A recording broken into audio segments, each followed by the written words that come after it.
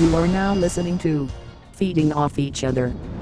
I'm back, baby. This is a certified hood classic. Do you guys miss me? Yes. Yes. Did you guys recreate me as a dummy? No. I have a feeling you're lying. I don't even see the dummy in here, so I can tell that it's moved. We're about to. Sorry. I have no idea what you're talking Where about. are the dummies?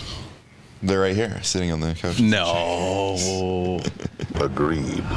I know you guys recreated me as a dummy, and I can't wait to find out. This is, you know what? This is actually going to be the only podcast I've listened to. Last podcast where I was not here. Mm-hmm. I don't need to listen to the podcast. I was here. Yeah, that's true. You're listening. It's true. What? Why it sucks to edit. Were you guys lost without me? I've never felt more found, actually. Oh, okay. Because you talked about poo for half an hour. We talked a lot about poo. Now you're talking. Okay. Should I just step out of this one then? Would you guys feel more comfortable if I just... No, we've exhausted that topic. Yeah, it was a one time only. Until that speak pipe guy calls back. Yeah. I'm going to listen to, was it episode 45? And I'm going to leave a speak pipe. I'll review the podcast. I think it was 46. 46? What are we on now? 47? 47. It says 46 on my notes. Yeah, same. I don't know. And we Alonzo said it was 47. And we spelled the guest's name wrong. It's an I. Did you guys do the intro last time? We did. Mm-hmm. How'd it go? Terribly. Oh, God. All right. Did you do it? Yeah. I'll give it a shot. Welcome back to Feeding Off Each Other, a weekly podcast where we feed off the talent, humor, knowledge, and awesome stories of our guests and each other. I am Matt Dennison. Oh, God, I almost lost it there. And I'm joined, as always, by smartest guy in the podcast, David Wiggins. I hate that title. And also joined, as always, tied for second dumbest person on the pod, Jason Lucas. And we're back. We're almost halfway to 100. Remember, I keep saying you don't get good at podcasting until you reach 100 podcasts. We're almost halfway. We're almost at the half good podcast, so that's exciting. God. 50 more. Can you imagine? Oh my goodness. But I'm excited about today's guest because this is today's guest is one of our original guests that we had on our list when we were, coming up with who do we want to talk to. Mm-hmm. And it took 46 episodes. 47 to finally get him on. He's an elusive man. He canceled on us 7 times. I'm just kidding. That's not true. We actually canceled on him last week. Yeah. Goes the other way. And we have an intro written out for him. Should I get right on into that? This is long. Jason helped me write this one. I added a few things. Good. Yeah, you should read it. Okay. All right. Today's guest played a huge role in shaping not only our childhoods, but also our career paths. Way back in the year 2000, the early days of the internet, this person helped start a little mountain bike website called NSMB.com, otherwise known as NorthShoreMountainBiking.com. The website started as a desire to keep up to date on what was happening in North Vancouver's mountain bike scene, but since then it has become the biggest mountain bike news website in the world. Is that what? It is? I'm not sure what world that is. You missed a word. Oh wait, hold on. Did I? But since then it has become one of the biggest mountain bike news websites in the world. There you go. See, words are important. Oh, is that measured by what metric? I wonder. The world inside this studio here today, maybe? Our world. Just the number of pages. It's just go with it. Just go with it. If you're a mountain biker with access to the internet, then there is a very good chance you've read an article, editorial, or stepped into the forums on NSMB.com. Besides this, today's guest was also my boss for 5 years. Not only was he my employer, but on our many travels, he was often mistaken as my dad. Ladies and gentlemen, please welcome to the program, Cam McRae. Hello. Welcome. Thank you. Oh, you made it. I don't remember those 7 cancellations, but Yeah, hit my head a few times. Wait, so how was the intro here? Because I kind of butchered that a little bit. I set the bar pretty high. I thought it was great. I thought it was. You're my son. I'm proud of you. Thanks, Dad. Well, what I also think we should mention is that you're a former English teacher, substitute teacher. No, I was an elementary school teacher, and at the end of my short-lived career, I was sort of the specialist teacher in a school. So I taught things like computers, French, PE, but also drama and creative writing. I'm a little nervous of using my words on this podcast because you're a very good writer and you're very good at using your words, and I feel dumb sometimes. When I text you, I'm proofreading it like 3 times. So just know that now. I've admitted that. Now, if I make a mistake in the future, you'll think he proofread this 3 times and he still made that mistake. Yeah, I wish I could say I don't notice other people's mistakes, but because I spend so much of my time deliberately noticing and editing people's work, I do notice, and you make a lot, actually. Oh, are you telling the truth? No, I'm not. Oh, well, because I feel like I do. Can you point this mic a little bit more towards you? You're very soft-spoken today. This is using a very gentle voice, so we want to hear you. So, yeah, how's it going? It's going pretty good. It's the weather's been nice. We've been able to ride. You can just choose whatever day you want to ride, which is so weird for us. That is nice. And yeah, rode yesterday. Wonderful. How's the work life going? How's the world of NSMB.com? We're kind of ticking along quite nicely right now, actually. We've got our best crew of writers ever. We have lots of cool bikes to ride for testing, and I don't know how to decide whether that's true or not. It feels good. It feels like we're having fun. I enjoy my work. I enjoy the people I work with. And now you're on the #1 feeding off each other podcast in the world. That's amazing. Good for you. Is pretty One good. of. Well, and we're one of the websites in the world. So, okay, let's make a little backstory for the listeners who aren't familiar with NSMB.com. I always assume that everybody always just knows what NSMB.com is when I'm out there in the world. I do not. So, well, I actually learned something today. I thought you were the founder of NSMB.com. No. Well, so I had the idea, and what started first actually was quitting my teaching job because I wanted to start writing. And am I going back too far? No, please go far. I was born in So the sperm My parents. Yes. So I was away in Italy and actually was still writing letters then because I enjoyed writing letters. I know, it's weird. Like A, B, C, D letters. When's the last time, did you ever receive a letter in your life?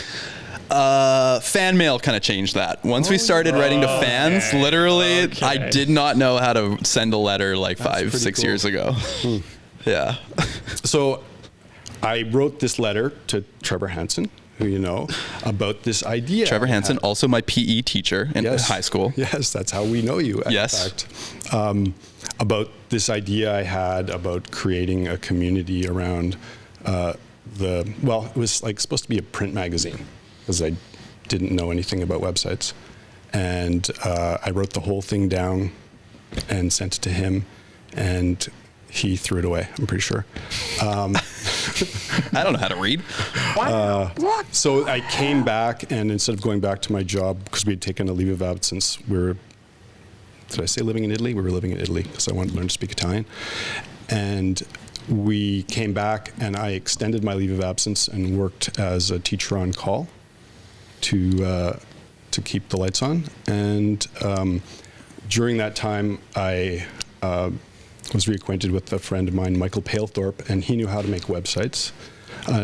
Another friend of mine, Ian Christie, he had his small recruitment company purchased by Monster.com, and he moved to Boston, and he came home for a visit, and I was talking to him about my idea, and he said, "Oh, you should start a website." and it hadn't even really occurred to me because there wasn't really any mountain bike media online. And so between Ian having the idea and Michael knowing how to build websites, it sort of started like that. But what it started with was Michael wanted to do a snowboarding website. And I can't remember the name. It wasn't a good name, though. North Shore. There was nothing to it. But NSMB.com. it was, we'd missed this first winter. So I said, well, I've got this other idea we could try. And so that's how it started. Was your question, how did it start? Yeah. Just a little backstory on how it came to be. Yeah. So I take it you were a big mountain biker at this time? I was a keen mountain biker. I was the same size as I am now. Wait, what? 6 feet tall?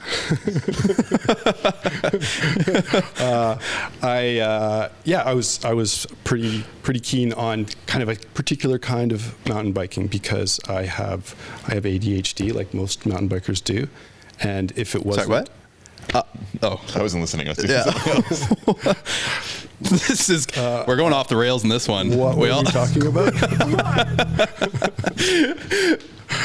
So if it wasn't sort of in your face mountain biking, I didn't really enjoy it. I couldn't enjoy just fast, smooth trails or anything else. So when I went other places to ride, I hated it, which is what inspired me to start the magazine, because the didn't become a magazine. What was your first time mountain biking? You have a vivid memory of this occasion? You know, Not a road bike, no, it was mountain bikes. It was. I've still got the bike. I worked in a bike shop, and the bike I had that was a crappy bike got stolen. But you could write up an insurance claim that, because it had been just assembled with a bunch of different parts, it was way more expensive than a bike you'd buy off the shop floor. So this crappy bike was worth about $1,000 in an insurance claim. So I got that money, and I bought a hand-built Ritchie Timberline for $1,100, I think, and then probably built it at the shop and rode it in this little park in Kerrisdale. That was my first mountain bike. That was your Oh no, I mean like first mountain bike ride. First mountain bike ride. Yeah. Well, see, yeah, I don't remember that. But I always used to ride my bike as a kid in the endowment lands in UBC, which is kind of exactly like mountain biking, except with downturn bars and 5 speeds. What was it like back then? What was the scene? Like In the very beginning? yeah, the very beginning. Like what was happening that you had to start a mountain biking website? Like why did that need? Well, around 2000, the scene was kind of quite interesting around here. It had been popularized. Like there was that Bike Magazine article in 1998 that I saw when I was in Italy. That also probably inspired me a little bit. Is that Fear and Loaming? Fear and Loaming. Oh, yeah. Yes. Classic. Yes. Yeah. Mitchell Scott. So it was a time when Dangerous Dan was building ridiculous things, and Digger was making movies, and it was kind of it was definitely a super niche within a niche at that point. And that's when you caught on to the scene, or were you aware of what was happening years prior? I was not super aware, but before I started, I had become aware. We knew a guy named Toon. This guy named Toon actually collaborated with Digger on the first North Shore Extreme movie, and we kind of hung around with him. Came to our wedding, actually. So he was sort of our way into the scene to a certain degree, except he and Digger broke up. They didn't get along No. any longer. Yeah. So the early days of NSMB, I think we should pull up the Wayback Machine and take a look at can we find the first edition of NSMB.com? Is this it? That's the earliest I could find. It's like 2001. Okay, so we pulled up the homepage here. I'm surprised it's got any thumbnails, because Trisha Petrella deleted all the thumbnails at a certain point. Is this from the server? Oh, Is this what it looked like when it went live? it's Pretty like much. 1.0? There might have been a couple of tweaks before this, but that's looking pretty. Your photo. What did you call that? Yeah, zoom in. Is it photo of the day, or what is that on the left? No, that never changed. No, yeah. That was just you all the time. And Cam took that photo. I did. Yeah, it's kind of a spaceman move. Wait, is that at Oak Street? Yeah. Knew it. Tell by the trees. Well done. Oak Street. You could tell by the impressive. trees. I've seen that angle of photo before. Did you ever go to the Oak Street dirt jumps? Yep. And wrecked myself immediately really? because they were too big for me. You know, I think the first time I saw your name was, maybe I'm wrong here, but was on a calendar beside my bed. Maybe, yep. Sexy wait, what? Firefighters 2015. What was the name of that calendar? Daryl Sharp made that calendar. I can't remember what the name of it was, though. Oh, man, I don't know. Yeah. And what was the photo? Oh, it was Jerry Willows. Okay. Jerry Willows, I think, doing Brutus. I think I remember seeing your name. Cam McRae. And I always thought, that's funny. It says Mick in it. That's like McDonald's. Well, that's a young kid. You'd never encountered a Scottish person before? I don't know. Hopefully he hires me one day. Yeah. Fuck! I should have lied! No! So when you see this website, are you like, is this embarrassing? Does it look pretty good? Are you proud of it? French woman in a beret. Well, it looks like a lot of work for me because there was a lot of HTML back at that time when we were creating an article, and it just looks just painfully difficult and slow to update. I like how to be a pro ho up there. How to be a pro ho? That's the article. It was Well, that didn't age well. directed at a forum member named Proho or something. I don't even recall that or who would have written that. What happens when you click on it? Probably nothing. I think that's a photo. That's just a photo. Oh, it's a photo. Okay. And all of the links, They're all broken now. they're all broken now. Yeah, none of the links work. Oh, okay. Do you know who's in the photo at the top, the banner? That's Ian Molt. That's also Ian Molt. at- Oh my God, that's a throwback. Is he working on the Hadron Collider now or something? He does work in particle physics. Is he at MIT? I just had this conversation with somebody It's insane. about it. Yeah. I think it's the hard-on collider, actually. I think he's coming. He might have already come back, but he was going to come back for a visit, and Dave was trying to arrange a bike for him. Oh my goodness, I haven't heard that name. Slay everyone having not ridden a bike at all in years. I can't even remember what I saw of him, but I remember he was one of my favorite riders growing up. Maybe it was a nothing, took his hands and feet off the bars, something. Wasn't it his like signature move? I think he did one of those on Groovula. Groovula, Foam Trail. No, Groovula is it is a film trail right at the bottom. It doesn't really exist anymore. No. Oh, amazing. It doesn't look that old. Like, it still is like nicely laid out. I mean, definitely a lot of links. So that is all Michael Palethorpe, and not only was it Michael Palethorpe, it's whoever he stole this all from. Oh, okay. Because at a certain point, we got a very nasty email from somebody saying, "Hey, nice website. Looks exactly like mine." Interesting. Great success. Do you know what website this was? No, Is this- I think it okay. was Australian. Michael Palethorpe's Australian, and I think it was probably something from down under. Oh, wow. AustraliaMountainBiking.com. Same thing, upside down. Do you remember the orange logo with the star in the middle that came after this one? He stole that too. No, Yeah, from a band, I think. vaguely remember it. Can we go forward in the Wayback Machine? Let's see the evolution here of NSMB.com. Working with you guys, that was my first exposure to learn how to create a website or how to put new information onto a homepage or, upload a photo, all that. So you said that you look at that and it's looks like a nightmare to populate. Like, how much effort would that be? What would it take? Well, I'm not a computer guy at all, so for me, it was challenging to. I mean, I was just sort of copying code, and I got the hang of it, but it was still slow. It was just a painstaking process. You got to go click on the day and then click on the link. Yeah, there you go. Yeah. That'll be that'll. Isn't this website archive.com or what is this Wayback Machine? Isn't this? Aren't they going to shut it down or something? It's like threatened. This is 04. Oh, they're always trying to get money. I thought it was Wikipedia. like a Congress thing. Like they wanted to shut it down. Oh, really? Yeah, I don't know. I think it was archive.com. When was NSMB V2? What year? I am not sure. Go like 07 or 08. I'm in 08. It Oh, there we looks- go. Oh yeah. Oh, this is like. Is this? This is Dave Smith. Oh, this is. Is this 2.0?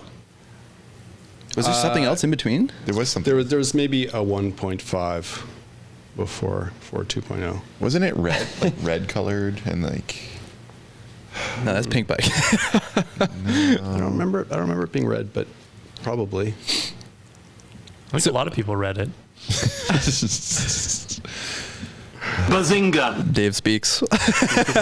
That's what he's here for. So when you guys changed the website, what was the reaction of your users?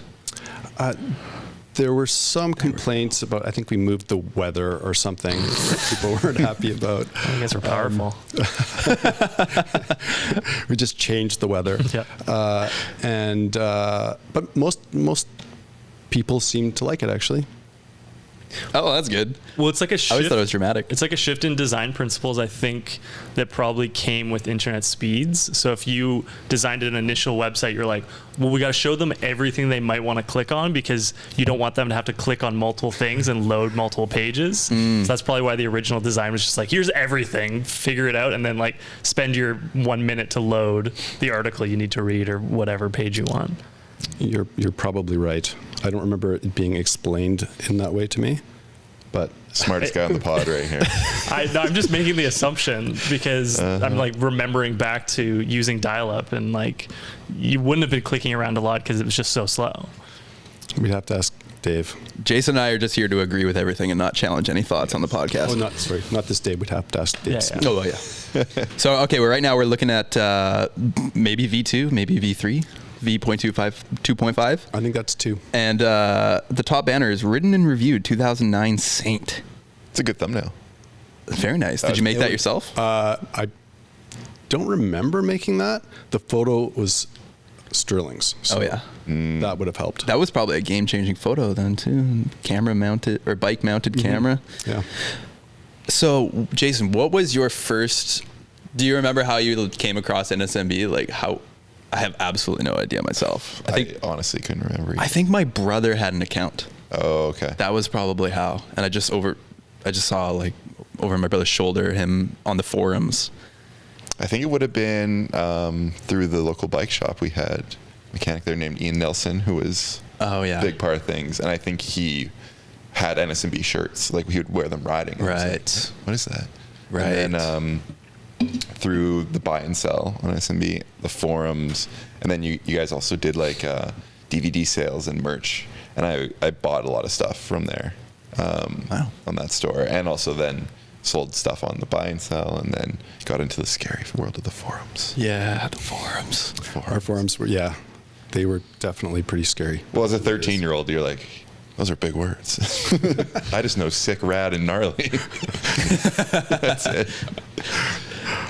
How was that, like, having that, like, community? Because that was before Facebook or anything. So I remember people were, like, ride planning and, like, organizing huge Vancouver, like, urban assault rides. And, like, it was really cool. And just to add to that, like you said, it was before Facebook. Yeah. And that was the place that after a ride, Jason and I would take all our photos from our digital camera and we would upload them and wait for the comments, wait for the replies. And our rep.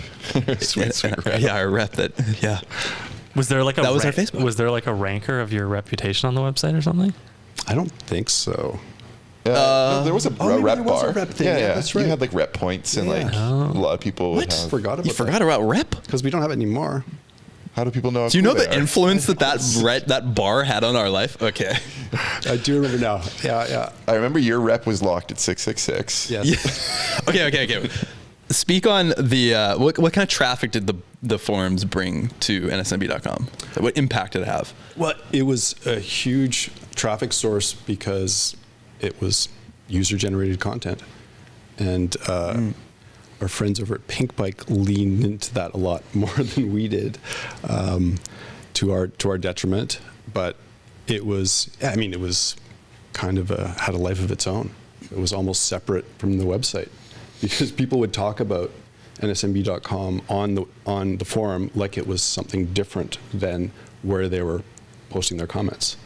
Like there were people that said, I never go to the homepage. Yeah. Which is kind of funny. Were there ever any like moderating issues or like bad eggs on there? Oh my God. Only constantly. Yeah. Yeah. It was a huge part of my job back then, and I was terrible at it. It was either too lax or too heavy-handed. I never had an in-between, a just right setting. Like, what was the stuff that was troubling? Was it like crazy racist tirades and, you know? Before rep, it was just a free for all. There was no reason to leave a good or bad comment, because it was, you know, you could say anything you wanted and there was no repercussions. Like Uber reviews. Rep was a game changer for sure. Yeah. Now that I remember it, yeah, because people, yeah. Well, except then there were gangs. Rep gangs. Yeah, rep gang. Yeah, literally Rep The Jets and the Sharks, and they would. The mountain biking dance is not a fights. crime crew. Yeah.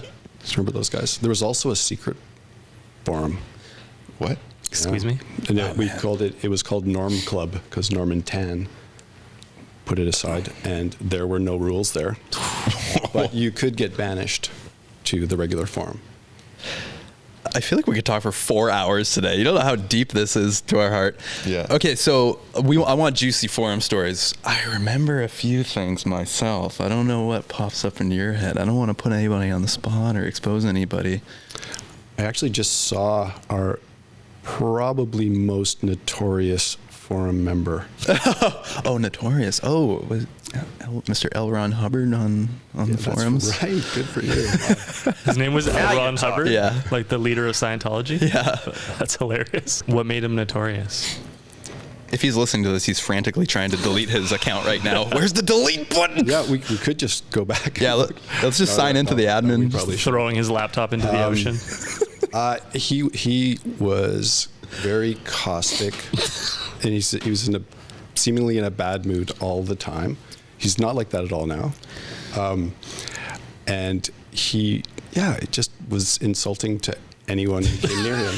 He insulted me one time, actually. One time I made a film with Jason, a little crappy video, a little biking edit, and I put film burns in it, like, you know, where it would go like red, kind of fake film burns. And I remember L. Ron Hubbard was like, "What's with these stupid film burns? Everybody does this. It's so crappy. Like, it looks fake as hell." And I remember years down the road, he started making films and he did film burns himself. And I was like, damn you. People still do them. Yeah, they still do They're them. fine. It's a transition. And people are selling like $100 packs. Yep. Like you can buy them Light for leaks and film burns. Yeah, exactly. Yeah, it's not- Yeah, I think anyways, that's very like 2014 film or something. the thing was, he wasn't wrong. It's very obnoxious, the use of film burns. But anyways, That makes it even worse. yeah, yeah. I don't know if I don't remember many details. I remember someone like posting like nude photos on the forum or something, like bikini so photos. don't talk There was about There were some. Yeah. Well, there was also we had.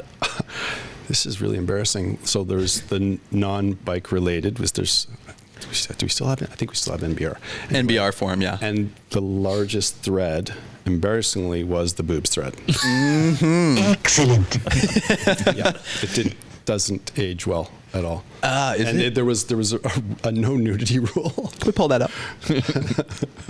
No, I'm just kidding. Don't pull that up. Can you tell me what the URL is so I can avoid going there? Hopefully it doesn't exist. I'm pretty sure we deleted it. There was Archived it. There was a website called, do you remember The Chive? Yes. And that's like it was like guy talking, like boobs, and it was It's just like top 10 boobs of the week. yeah, and you're just like, yeah, this is normal. Now it's super. That doesn't exist anymore? I think it's still a website, but it's not. That's like the Keep Calm and Chive On. Is that what it was? Yeah. Oh, okay. With Bill Murray. They had a Bill Murray shirt. Yes. Yeah, they did. Hey, Dave, personal question. Yeah. What underwear are you wearing right now? Well, I'm glad you asked, Matthew. I'm wearing my favorite pair of Beneath underwear. Ooh, Beneath. They started right here in Vancouver, didn't they? Right as always, Jason. They used to be called My Package, but now that name refers to the My Package pouch technology that is built right into their underwear and bottoms to keep you comfortably supported no matter where your day takes you. Yeah, it's like a little hammock supporting your private bits, and they've put that same technology into their North Shore bike liner short. How little of a hammock, Matt? So little. Okay. Just want to be clear. We've been wearing them for over a year now on Mahalo My Dude, and we've never felt more supported down there. Yeah, I've been loving the liner shorts, and I was stoked to see them come out with this bib version this past spring, and I've been using them on the longer rides, and boy, do they feel comfy. What about non-mountain bikers? Great question, Matthew. Well, for us non-mountain bikers, Beneath also has a ton of base layers, 2-in-1 shorts, and of course, Underwear. Under there? Underwear. They're also taking every possible action towards having a lesser impact on the environment through their use of sustainable materials and methods. And right now, Beneath is offering exclusively for Feeding Off Each Other listeners AKA Chuthers. to save 25% off their next order from Beneath. So head over to beneath.com or CA.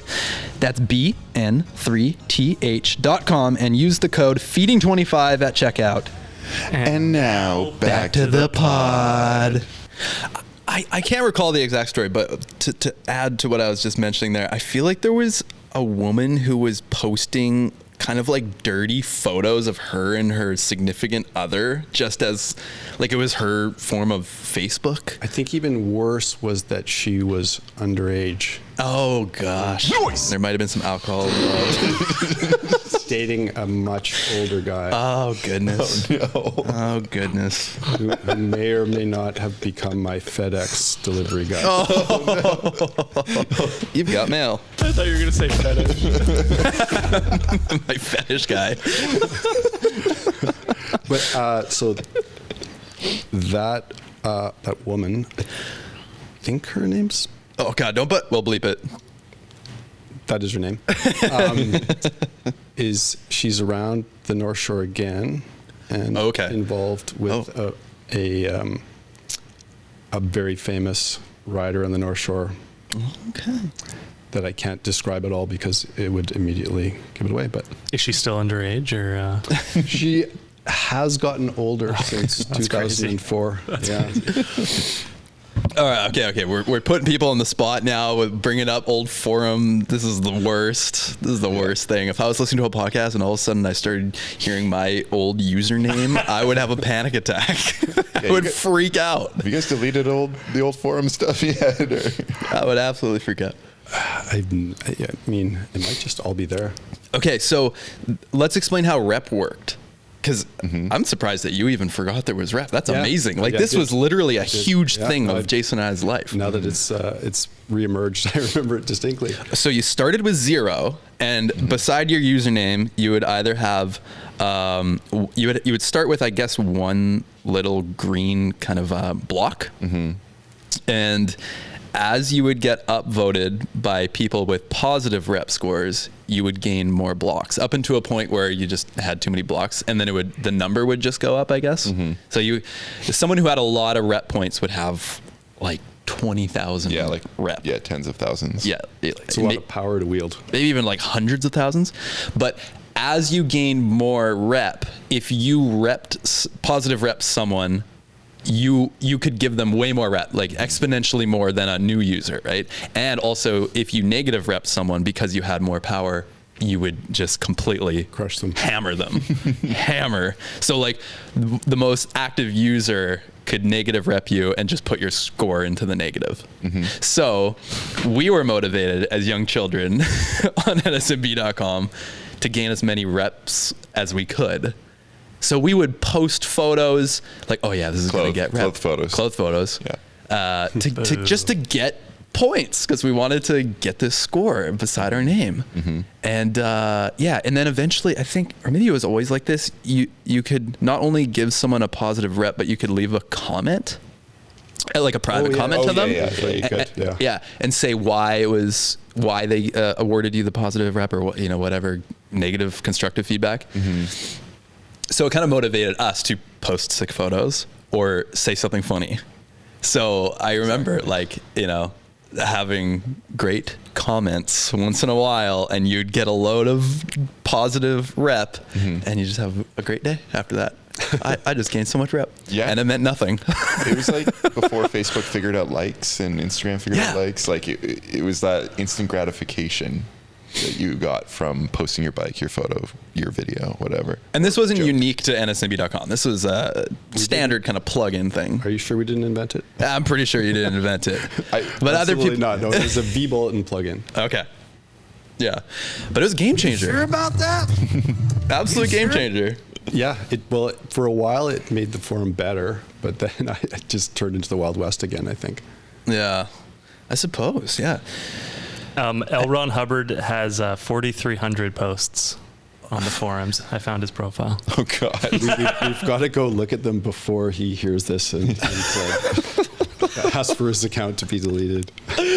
Oh goodness! Can you search film burn?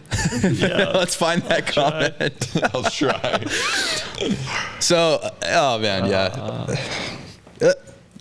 positive. Relationship with the forums? Like, what's your impression of them? They still exist, right? Yeah, now I mean, the gear one is probably the most active one, and it's actually productive conversations about fixing things or new things or the hardtail thread of the year, something like that. Yeah, no, it's good. Our commenters are one of our biggest assets. Like under articles, I learn tons. Sometimes I learned that I was wrong. It's generally pointed out in a nice way, gently. It's like, I don't know, this wormhole on the internet where people are nice under our articles, and then people who aren't nice, they don't get any traction.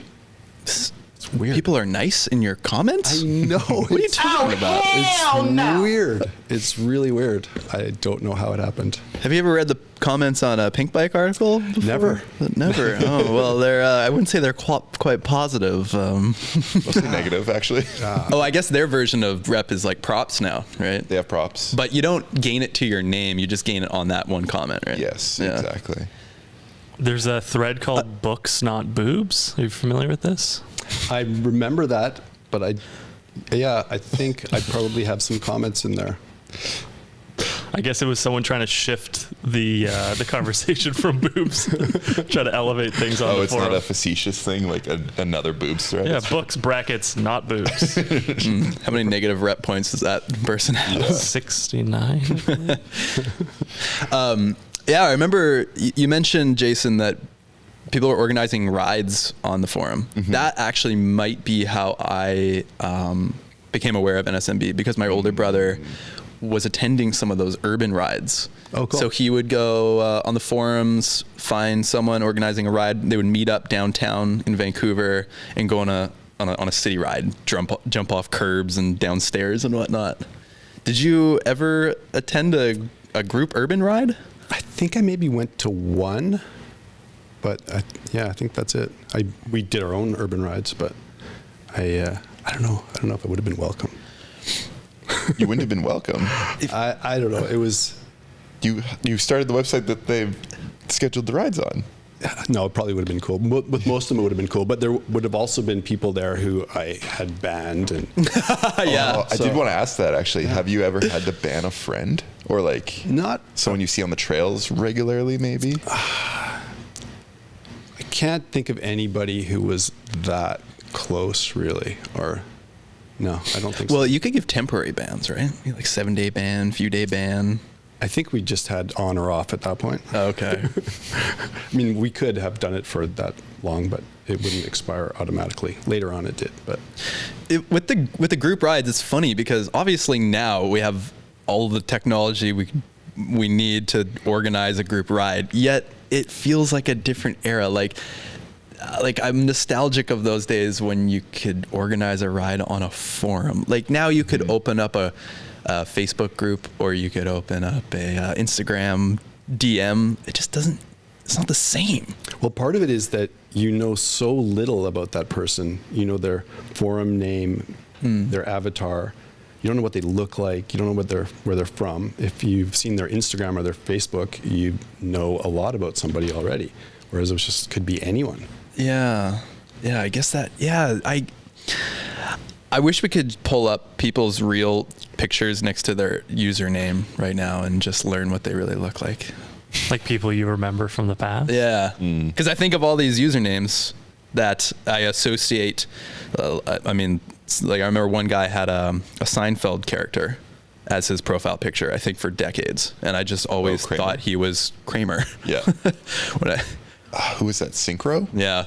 See, was it Synchro? Wow. These people are still occupying real estate in my brain. It's crazy. Like, do you ever think about do you ever think about how much of an impact NSMB.com had on the world, on our lives? Actively think of this? You know, it's I'm learning a lot about about how much impact it had back then. I mean, I guess when it was happening then, I maybe had more of a sense, but it's hard to, I guess I just don't project that people care much about what I do. It's also hard to relate to the internal experience of like basically children, right?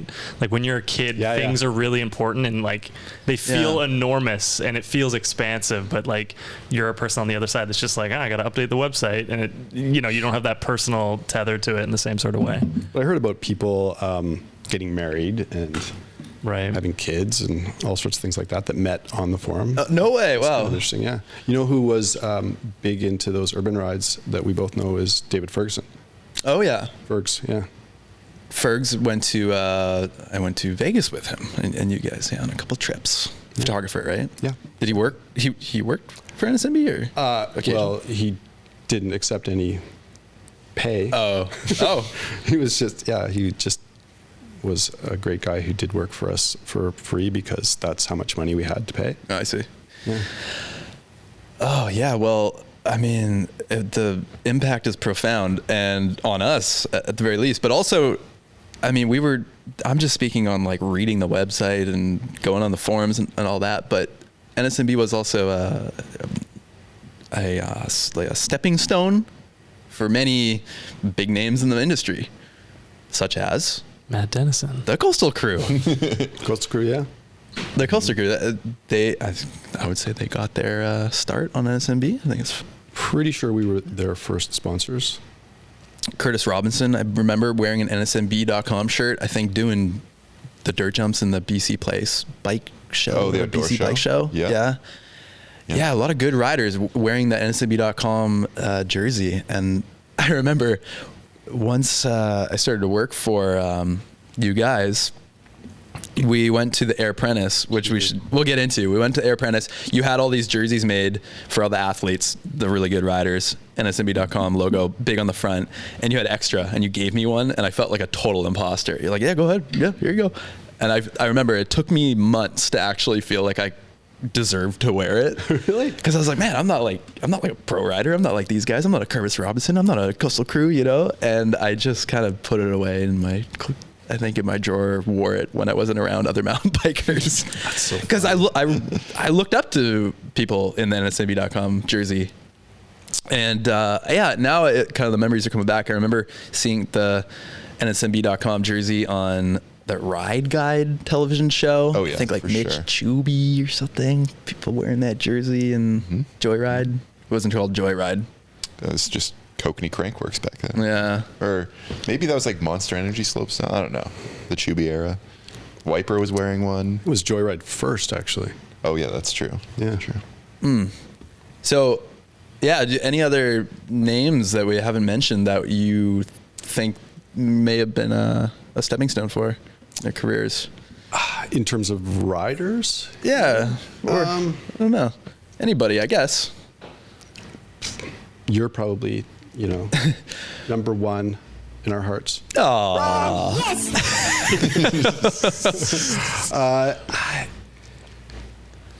there's a lot of people that came through there. Yeah, I guess you don't think about this often. You're just uploading stuff to the website, just making stars. Yeah. yeah. I think there was a time when there were a lot of sponsored riders who came from Air Apprentice. That was our way of recruiting, but since that time has passed, we have probably just ruined people's careers. So let's speak on Air Apprentice. What was the Air Apprentice? We were trying to figure out how to choose more riders for our team, because we had some pretty good sponsors and we wanted to get good riders to represent them. We already had some core riders like Jerry Willows and Trevor Hansen and Eamon Dagnan were our first three. We invented the team when we went to Interbike the first time, because we didn't have anything to talk to anybody about. So we just went and invented the team without telling the riders, and got sponsors. And so then the team was starting to grow and get better, and we recruited some people like Ryan Newman. And Ryan. We wanted to, Ryan Hayes. Ryan Newman, do we know him from Drop-In? Was he in Drop-In? No, that's Ryan Schneff, I think. Ryan Schneff, yeah. Right. Yeah, also from Air Apprentice. And so we were trying to figure out who we'd choose, and there was no social media, so it was difficult to identify riders. And Pete actually, I think, had the idea of doing a one-day recruiting up at Whistler. Who's Pete? Pete Roggeman is my business partner, who's been involved in the business since probably early 2001, probably early 2001, something like that. Also my other boss, maybe more bossly than you, even though you were the official boss. He's maybe more of the bad cop. Yeah, he's the bad cop. You're the good cop, for sure. He's the bad cop. You're the dad cop. Dad cop, definitely. That's good. So he had this idea, and then he promptly went away to live in Switzerland and left me to deal with it. And we basically just asked for applications on site the morning we were going to do it in Whistler. And we had all of these riders there that had photos and resumes to give us. Yeah. And I think there were about 30 or 35, and we were going to choose 12. And we told them to go away for an hour, and we just poured over all the photos and resumes and chose 12 riders, and then took them riding it was just when the Upper Mountain was opening for the first time, and so we got access to it. Garbanzo. Yeah, before it was open, and we just sort of ran it like a film shoot, and riders would. I mean, there was some good riding going down. They were feeding off each other. Definitely. And then at the end of the day, based on how they performed, we chose 4 finalists, and they sat on bar stools, and we asked them questions in the GLC, and then we chose one. And Ryan Schnepp, I think, was the first one. Oh, wasn't he? Whoa. Really? And what did they win? What was the... They got 2 bikes from Specialized, fully equipped with, I think, SRAM stuff at that point. Like a demo and an SX Demo trail. and an SX trail, I think, Yeah. yeah. So it was pretty sweet prize. Definitely. And some money. I can't remember if we gave them money. Maybe a little bit of money. And a meaningless contract that was never signed to ride for NSMB.com. Never signed. No. Meaningless. There were no contracts. Yeah. But what did that person have to do? Just stick It was around? kind of indistinct. Okay. They had to wear the jersey, and we didn't even really talk about how they should behave in the world or anything, but I guess there was sort of an expectation to not be a jerk, and most of them are awesome. So, except for we had the odd one that took the bikes and then completely disappeared. I'm not sure if I should mention. My next question is. Oh wow. I guess we could. Well, maybe you can look. I don't know. Okay, well, I'm curious to look at just like type in Air Apprentice NSMB and see what comes up. Not to see if that person Like this comes video? up. Just what is This this? teaser. Oh, this is a video. Teaser that you made, and then I have the 11 minute. Oh, okay, yeah. What do you want to watch? Well, yeah, you can sure play this. Wait, this is 11 minutes long. Turn Oh down the God, sound. no. No, it's 1 minute long, I thought. Oh, I see 11 minutes. Oh, Am I yeah, blind? this is the full. This is 2010. This is the first one we filmed. Yeah. So in 2010, Jason and I showed up. I wish I had the photo loaded for this. That would have been so great. Maybe I'll pull it up. It was you and me, Jason. You have your Justin Bieber haircut way back. And we were there with my like homemade slider filming the event. I don't know, for Very underprepared. yeah, and we had no idea what we were doing. Nobody knew who we were. I don't even. Yeah, why did you guys even? Invite Yeah, us? why did How you we guys get- invite us? I was some kind of mistake. A clerical error. Yeah. I'm not exactly sure. Oh God. Okay. Well, anyway, so this whole thing so was awesome to see all these dudes. it was super loose. Obviously, like there wasn't. Look at Tippy. He looks the same. It does look the same. It was super loose. Yet year after year, people returned and they wanted to become the Air Apprentice. They wanted the jersey. They wanted the bikes. It was a big deal. This was a big deal to come film too. I remember just Yeah, being like, "Oh my God, we've been selected to film like the Oscars of mountain biking." Like Yeah. this insane contest. Yeah, and we like have to work our butts off and make the best possible thing we can possibly make. And at the time, I would say And this this was it. probably was. This probably was. Yeah. Yeah. Like Slider. we handmade a slider in our high school wood shop. This to, looks awesome. That's heat waves. no, That's water. That's a lake. look kind of like. But anyways, so the first Air Apprentice took place in Whistler. I guess you did that a couple years in a row, I assume. Quite a few years. I think it was Okay. maybe more like 4 years, 5 years in Whistler, and then we went to Silver Star. And this is Silver Star. Yeah. And why did you guys make the move? Whistler just became too chaotic. It was too chaotic, and we sort of wanted to have them a little more in isolation instead of just diluted by all the scene that was happening in Whistler. So we Going could, to the Longhorn all the time. And yeah. Well, I mean, everyone was just sort of scattered in the evening, so you didn't see what people were like when they got loose. Right. So- Which is an important aspect of who some- becomes the Air something- Apprentice. Something you want to see. Yeah. Well- and also Silver Star did an amazing job. They built a trail for that's still there for the first year apprentice. Yeah, ProStar. They built it or were they building it anyways and they kind of turned it into like the... The way I recall, I think maybe we changed their direction, or maybe they made it burlier. But I think Cameron Sorensen might have said, "Hey, we should make them something really gnarly." So if you love the trail ProStar, you can thank the Air Apprentice for that becoming a trail. This was a year that Matt Montadon won. Am I wrong there? That you're sounds correct. right, because he was only in it once. Yeah, he didn't come second. he ever, he so. showed up to a bike park on a hardtail dirt jumper, Half shell, half fucking shell, helmet. one brake, bald tires. And absolutely destroyed. He was blowing minds. Yeah. He was doing 360s on things that you didn't think you could do a 360 on. Like this. Like There you that, which is still insane. I remember when I saw that, I was standing kind of at this camera angle, and I thought, "Oh, he's probably died."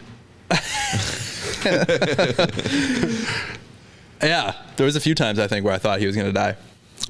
Amazing rider. Where did he go? Incredible Where is rider. he? I think he's up in Nelson. Hadron Collider? Last I heard from him, he still had his last sponsored bike and hadn't continued riding really. Crazy rider. I mean, and- or he hadn't progressed. He still went in contests and things and did really well and stuff, but he was never sponsored again, as far as I know.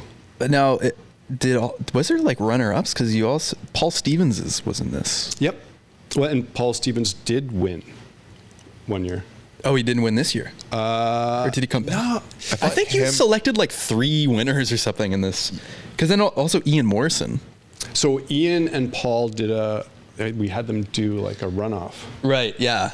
It was like a probational period. But you could be right. It could be that we were choosing multiples from this year. I think there was the talent just skyrocketed this year, I think. Yeah. The talent pool was so high that you couldn't choose, and you just said, it's ongoing. Yeah. Well, I mean, and look at the names we've mentioned. Yeah. They're really, really good riders. Totally. So was this the last year? Or was there? There's more. There's more. There's more. I think 2012. We also didn't mention Mason Michon. Yeah, who was in it multiple times. And then we just asked him to be on the team. Yeah. Incredible photographer and rider. Yep. Same thing with Ollie Jones. Ollie Jones never won it. We just asked him to be on the team. That's how we met all. Oh, yeah. This is how we met Ollie Jones. Yeah. Mm-hmm. And that was when Matt Hunter said he was the most fun guy to ride behind. Yeah, he compared him to like Brendog, right? He said the only. Oh, yeah, person besides. I've ridden behind. Look at. Trevor I've misquoted that wrong twice now. Yeah, the only person I've ridden behind who rides like that is Brendog. Yeah. Yeah, correct. Okay, so that is Trevor Hansen. If you're watching the screen now, if you're watching us on YouTube, that was my PE teacher. And I know Trevor, he originally taught my brother. 6 years older than me. I was never in high school with my brother. When he graduated, I entered grade 8. But my brother was on the mountain bike club, RIP, which is what's no longer a thing as I entered high school because someone in our city hurt themselves on a ski trip, broke their back. Yeah. That was my high school. Your high school. Yeah. Hugh Boyd. Like big white ski trip. And that kind of ruined, like extreme sport clubs for a while, maybe forever. I'm not sure. I think for a long time. No. Well, I mean, there are mountain bike clubs again. I can't remember what happened. Okay. They decided to start them again. Yeah. So Trevor was doing this mountain bike club, and I could not wait to get into high school and join that mountain bike club. I could not wait. And then it dissolved.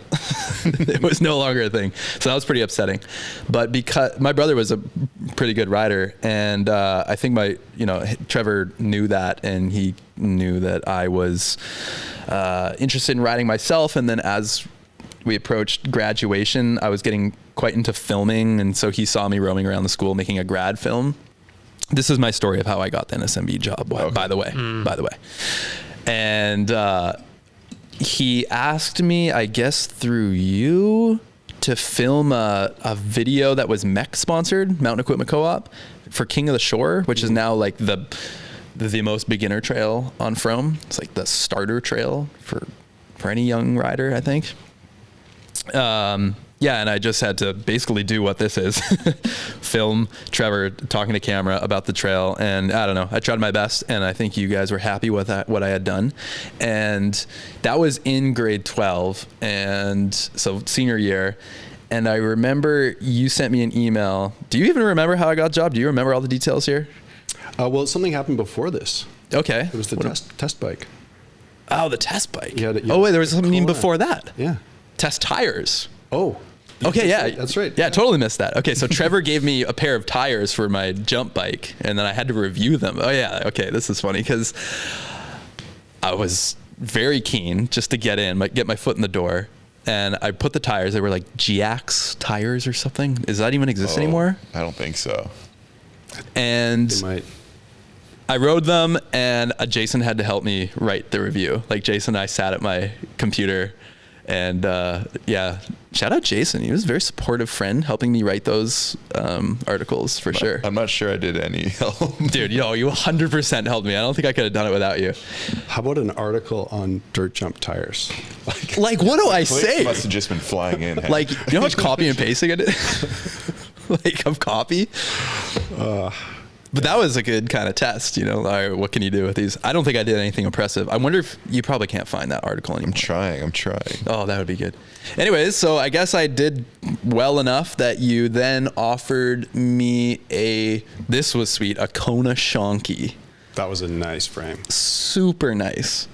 Oh, it was a complete bike. Oh, was it a Complete bike. It was kind of a customized build. It was a very beautiful bike. It was maybe a Shunky, something like a Shunky Incorporated.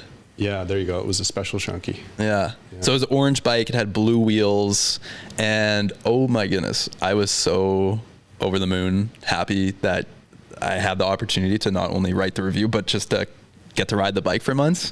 I ended up buying the bike after because I liked it so much, which was sweet. Wrote that. Do you remember though the first time we actually met? In your townhouse? No, at my in-laws' house. Oh yeah, right. That escalated quickly. Go on. I can't remember how we were communicating, but we were having some kind of conversation about you coming there to get the tires, and I didn't have the tires yet or something, but you thought I was bringing them there, and you showed up to get the tires with your dad, and I didn't have any tires. Oh, I don't remember that. You don't remember? No, I think I was just like, stoked to meet the guy from the calendar. McDonald's man. I found the article, by the way. No way, you found it? Oh, it was in a Gear Shots article. Oh my God, that's amazing. Alonso, I sent it in the I chat. can't believe you found that. So yeah, and then Jason once again helped me with the Shonky Incorporated review. Shout out Jason once again. Shouts out Jason. And then I got my third opportunity to get a Rocky Mountain Flow, which was compared to the Shonky Inc. a piece of crap. Total piece of crap. It was like, it was like a 40-pound dirt jump bike, like total low, like crap spec on it, like way too heavy, like did not enjoy it. But I was like, oh, I got to do it. I just got to do it. I got to I got to make a name for myself. Did you trash it? I don't think I trashed it, but I think, I don't know. Honestly, I think I wrote it as much as I needed to be able to say stuff about it, and then we wrote it a few times for photos, but I don't think I wrote it like every day. I think I was probably riding the Shonky. That's probably right. So what are you looking? Yeah, go down, Alonso. Gear Shots 53. Go up. The tires go up. I wasn't even. There you go. Oh yeah, and the photos. So these are photos taken in my backyard. We had dirt jumps. Oh my God, what a crappy photo that first one is. Yeah, go down a little bit, Alonso. Look at the tread. There's like no tread on it. It's an interesting tires. There's a silhouette of a man. Should we read it? Fast Oh rolling. God, do we want to read it? Does it say fast rolling? With spring just around the corner, dirt jumps and skate parks are beginning to dry up. The ground will remain soft. You'll want to run tires capable of rolling fast and keeping traction. Choosing the right tire can drastically alter the performance of your rig, and the choice can be very personal. New from Italian tire company G-Ax are the Boost lights. Boost lights. Oh yeah, throwback. Boost or booze? Booze. Oh my bad. Are we wanting me to read the whole thing? No, that's fine. I that was definitely Jason's influence there. I don't think. So Jason basically wrote that? I don't think so. I think he's probably an amalgamation of both. I think we should undercutting read, himself. That photo right there, that was my neighbor. That was where he used to live. Yeah, we were going crazy with the fisheye at that point. It's like, what? How do we get a photo of? It's our kids' photos. Looks like film almost. It's crazy. Yeah, and then that photo. That's actually one of my favorite photos of me of all time. That one of me in the air. That was in my backyard in Richmond. Damn, that's a nice sweater.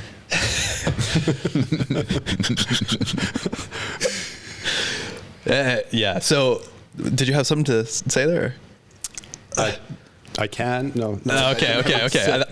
I was gonna go on to how did I eventually get the job, because I wrote the reviews, and then so I guess if I met up for the tires, then one day Trevor showed up to school with the tires. I do remember going to his office and grabbing tires from him. Oh, okay. And then all the kids around are like, what are you doing? Why are you getting stuff from a teacher? Tires? What? Yeah. And then that's when I felt like I was cool, because I'd go into the PE teacher office and say hey to everybody. And I was like becoming friends with the teacher, like growing up. Wow, teachers are real people too, huh? Yeah. And I guess Trevor knew that I was interested in film, and there was a need for the mech project, I think. I did that, and then eventually you asked me if I wanted a summer job. Do you recall that? I do. Yeah. And you wanted webisodes. You wanted like a summer web series. And I was like, oh, this is awesome. I got a summer job. So I still had a few more months of high school. Or no, I think I still had a few more months of post-secondary. So I was in film school at the time. That's, Maybe. I don't recall. Yeah, I don't know. It's actually a little fuzzy for me now. And then I hit you up when the time was right. And you said, you know what? Actually, how about just a full-time job? And I feel like that was my biggest break of my whole life, was when you offered me a full-time job. For what, $1,500 a month or something? Give me money, give me money. You said, how much do you want? And I was like, oh my God, what? I just get to like choose how much I want? I remember asking my mom, I was like, P said, like, tell me how much I want. And she's like, I don't know, just say like $30,000. And I said $30,000. I'm like, there's no way. There's no freaking way he's going to say that. And then you said, okay, sure, sounds good. I couldn't believe it. Oh my God. That's $2,500. I can't believe it either, actually. That's a lot of bike tires. Is somebody upset now listening to this podcast? David Ferguson's like, $30,000? What the hell? They made me pay them. But anyways, and then that was when I was able to, I think like after the first check, I bought a computer or something like that. The rest is history, man. In your 20 questions with Matt Dennison on NSMB, there's a whole description of how you got the job. Oh. So we could have just read that. That probably would have been a lot more efficient. Jeez. How many lies did he tell? Okay. A lot. He makes a lot of jokes in it too. It's pretty funny. What was the Thanks. I thought you were going to say obnoxious. what was the first team trip you guys did where you like took Matt away from home? Sun Peaks, maybe? Oh God, man, I have no idea. What was like? We wanted to ask, like, what was it like hiring a young Matt? Like, what was I? Do you remember what I was? Am I the same? Yeah, like what was it from your perspective? You were much more reserved. Okay. Your actual personality didn't come out for quite some time. It was a slow burn. But you were nice to hang out with, and you did good work. But yeah, we didn't. The real Matt Dennison took a while to arrive. Interesting. Well, I think I just got lucky because that was the boom of DSLRs and video content. And I was just right there at the perfect time. Young kid who's probably fairly inexpensive and wants to work his butt off. I was there. Oh, we liked what you did. And I guess so. Yeah. I suppose that helps. You made good stuff. And we had no idea that you were going to make, a little bit of better stuff. Some iconic things. I always just attribute it to being lucky, but thanks. Yeah, and then I guess eventually we were. I guess our deal was you wanted me to make like 4 videos a month. 4 videos a month, and at a certain point, Jason and I already had our YouTube channel. Mm-hmm. And at a certain point, I said, "Hey, how about we make funny videos and put them on our YouTube, but we'll put like NSMB on it, put a logo and whatnot." And then that was kind of the birth of our mountain bike comedy brand. Mm-hmm. Yeah, that allowed a lot of like how to be a mountain biker, how to be a road biker. Like that allowed a lot of those videos to happen at all. We were in Sedona a couple months ago and riding a trail, some guy behind us, like we can't see him, we just hear tires, a guy on a hardtail absolutely kicking our ass, by the way. And he doesn't pull over, we pull over for him, he rides by, he says, "Hey, are you guys NSMB guys?" There we go. Oh yeah. Whoa. Yeah.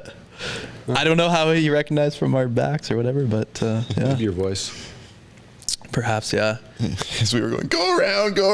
I know you're faster. Yeah. And so I thought, fast. NSMB fan on a hardtail, this checks out. Yeah. This totally checks out. So, yeah, I guess, I wonder where this, like, funny stuff came about, because Alonzo pulled up something here. This is Power, team film that we made for NSMB. It's got Matt Montadon, Mason Michon, Stephen Matthews, and Paul Stevens in here. I've actually got a cameo in this. You have a cameo? Yeah, this is a funny video. I think so. We did like a fake 80s dating tape. I recognize that graphic. Yeah, Shitty Crafts. Oh, yeah. I totally borrowed that. Yeah. Oh, maybe it's not this one. You got volume? No, I don't think you're in this one. Right. Rod Rudiger, and I'm not pussyfooting around. I'm here to find myself a perfect 10. My name is Mick Regis. I specialize in role-playing games, and I have a reputation online as the ultimate gaming Paul wizard. Stevens. These are pro mountain I'm Richard bikers. Sizzler, aka the Sizzler, aka the man of your dreams. Dick Sizzler. I'm looking for a full-time girl to keep me Stephen warm on and off Matthews. the trail and be my backseat lover on my hog. Hi, I'm Anthony Jones, and I'm from Kitsilano. I ride a 10-speed Dixie, and I like stand-up paddling on the weekend off of Jericho Beach. All right, turn it off. Shut it down. Did you do green screen? Yeah, that was the first time I ever did green screen. We did it in Mason's cabin, or like his home in Whistler. And I love how they all just drank the Kool-Aid. They're all just they so all down got for into it. Yeah, they committed. That's really good. Jeez. I feel like that was like Paul Stevens is even doing an accent. Yeah. Oh, Doing a yeah. really good job of it. Was he yeah. the Kitsilano guy? No, he was the Mick Regis, role-playing games. He's a Brit. I like how he's talking about online gaming, but it was supposed to be the 80s. There's a bit of a, Oh, yeah. a bit of an inconsistency there. That's true. Nobody cares. I was taken totally out of the piece. Well, man, I mean, we don't need to go through every NSMB video that we made, but we made a lot of good ones. And It's the one we did where we shot, it was the Revelstoke one, and we shot the end at my cabin. Yeah. Because it had a name kind of like Power. That's why I was thinking it was that one. Yeah, I had a Kanye West song on that one, so we can't watch that one anymore. I can't remember. Because of copyright or because of Kanye West? Because of Kanye West. And copyright, I suppose. Kanye. I don't remember. Yeah, I filmed everybody in robes, something? right? Yeah. Walking along the beach. Yeah. I don't know. We had a lot of fun times, though, making these videos. And I also developed interview skills through our series Hey Neighbor, which we tragically lost through the Vimeo.com purge. What happened to those skills? So I up Where did they go? Where'd they go? Tragically lost. Tragically lost. I was in a fire. Still have some of them. No, every video I ever made, I think, for NSMB.com went on their Vimeo page. And this was in the time where there was so much gray area with music copyright, you could pretty much just get away with anything. And Especially on Vimeo. especially in Vimeo. And then they probably got in huge trouble on their back end. And then we were getting emails. You were getting emails, Cam, saying you got to delete these videos, you got to unlist them, or we're just going to go ahead and delete them. You didn't see them. Junk filter. Yeah, a few emails later, everything was deleted, completely gone. And at that point, my media data management was horrible, and I didn't have copies of anything, and we lost it all. I recently, just like a couple months ago, maybe in the last month, downloaded every single video on my Vimeo in case that happens. That's sad times. Very, very sad. Very sad. Yeah. Everything Some good just ones we lost. kind of flushed down the drain there. You know, honestly, every time we go into the hard drives, I see Hey Neighbor, and I click it just to see, did it appear? Did the Hey Neighbor was a series we made. I just see, are the video files there? And I click it every time I see it, and nothing is there. It's just empty. Yep. Sad. So if there's any young filmmakers listening right now, save your stuff. Don't underestimate your desire to look back at your old work years down the road. It will happen, and you will want it. Save it. Sorry, Cam. It's very sad. It's very sad. It's so sad. The best part is it's mostly my fault. It's your fault for, I guess, using music. Copyright music, yeah. I mean, we were all learning at the time there. At the time. Yeah, at the time it didn't matter. Yeah. Well, we have a lot of questions here we wrote down. I feel like we should get into these. So, okay. I think so too. We got into how did you get into mountain biking? We got the idea of NSMB. We got what were the early days like? Forums? Did you ban any friends? How did you start making money from NSMB? We're still planning to do that. Okay. Figure that one out. It's on the roadmap. Yeah, it's plans for global domination. Actually, that was literally the slogan Michael Palethorpe, my first business partner, had. Global domination, which is why we didn't join with Radek and Mike Borowski when they wanted to combine forces with us. What? So let's talk about that. What? I think I've Hold the brakes. I might have said too much. Oh, okay. No, I'm just kidding. No, they wanted to. They were good at internet, and we were better at content, and so they said, "Why don't we all work together?" And Michael had his plan for global domination, so he didn't want to, and I was okay either way. It's probably good. I don't think I get along really well with Radic now. Radic is the former owner of Pinkbike. Yeah. Yeah. And like original developer, like evil genius, kind of like computer genius. Am I wrong? Maybe not evil. He did things before Facebook did. Yeah. He was sort of the first social media site that I know of. Yeah, he was genius. He's a genius. Yeah, but I don't think we would have gotten on well as business partners. So, although he made millions and millions of dollars and sold his business and now is just traveling around riding his motorcycle, and I'm not, I think it was better this way. Let me remind you, you're on the #1 Feeding Off Each Other podcast in the world, Cam. Thank you. I do feel some success. Feeding off each other. So the way we finally started to make some money, although Santa Cruz was our very first sponsor, so they helped us get off the ground. And is this because of the riders? The No, it was long before that. Okay. They were just kind of interested in what we were doing, and Rob Roskop, personally, I think, decided to give us some money for banner ads, maybe $500 a month or something like that. Nice. But the reason we're still here is because of DVDs. Oh. Because we couldn't, no one was paying any money for internet advertising. There was zero interest in that. The magazine industry was still really strong. That's where all the ad dollars were going. And we had to just sell stuff. So there was a time when I ran the store myself and did all the content and had some help with computer stuff with Michael, and Will Hardy was actually the third partner.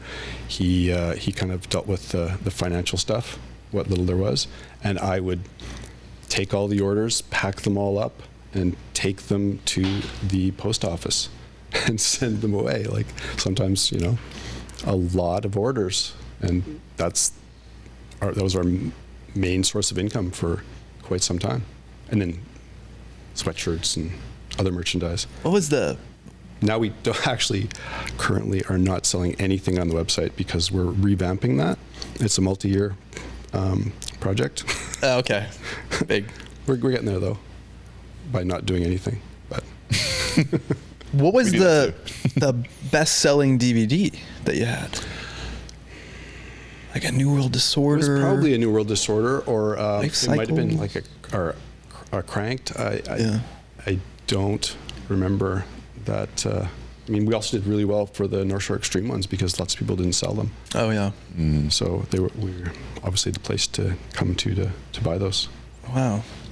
So back in the day, would you say that you had beef with Pinkbike? Was there any time that you had beef with those guys? I think they thought we had beef with them at one point. I remember Radic saying something at one point to me when we'd both been drinking. But I don't really remember having any beefs. I was always jealous of how much traffic they got and how well they seemed to be doing. And then I would go and read some articles and say they need an editor. I would say it just to myself. I didn't make comments or anything, but sometimes I still think they need an editor. But you guys always managed to differentiate yourself. You guys had the Air Apprentice. Pinkbike never had anything like that. No. I do remember when we were conceptualizing Pinkbike Academy, I was like, I've seen this before. This is Air Apprentice. And this, filming, there was like a weird brain wrinkle there. And I feel like you guys had a lot of original ideas that just helped you kind of set apart from the Pinkbike like rat race of just like content. And also, I don't know if you agree, but Jason, I feel like I spent way more time on the NSMB. Definitely spent way more time on NSMB forums than Pinkbike. Like I had no interest in the Pinkbike forums. Oh yeah, I don't know why. It was just cooler. It was cooler, and it was also like, oh, I'm talking presumably with people from here-ish, or like BC-ish, and like a lot of the same thought processes across those users. Whereas Pink Bike, you're like, this little child from Poland or something. Like, I don't know who I'm talking to. What do you have? Well, I was a child. Poland? Oh, okay. If you are a young child from Poland, please call in to speakpipe.com/feeding each other and leave us a voicemail. In Polish. In Polish.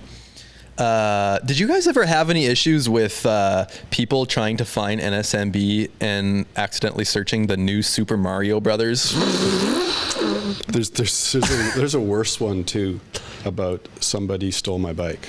Oh yeah, and stole my bike. Also, what was it?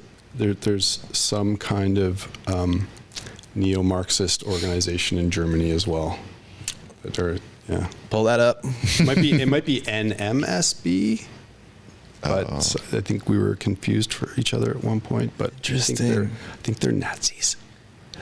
NSMB, IFHT. We just love really hard to remember acronyms, eh? Yeah, do you get people coming up to you being like, oh, you're the NBMS guy? It used to be, oh, so how's it going at MSNBC? All the time. Really? Yeah, that's way different. You know, the name is terrible. The name is our biggest crutch at this point. Locally, people don't know that we're different from the NSMBA, and then worldwide, it's not super easy. It doesn't mean anything, and it's not easy to remember. So we can so relate to this right now. Wait, but what is the NSMBA versus? Yeah, but it's so the NSMBA. Their URL is nsmba.ca. They are the trail organization for the North Shore. They're the advocacy group, and they're a volunteer organization primarily with very few paid employees, and they do a great job maintaining the trails. And we, over the years, have done tons of work with them, but local people who aren't really into the scene often think we're this one and the same. I get phone calls for the NSMBA all the time. And I say, you've made a mistake that is our fault, not yours. Everyone makes the same mistake, and yeah, maybe we should have changed our name at some point. But did you ever have an alternate name? Not really. In the beginning, we didn't even have the short. Oh, you had North Shore Mountain Biking. We still have NorthShoreMountainBiking.com. Oh. And then, luckily, Michael Palethorpe had the idea to get NSMB.com. I've heard that 4-character URLs are worth a lot of money. I've heard that too. I don't have any proof of that, but.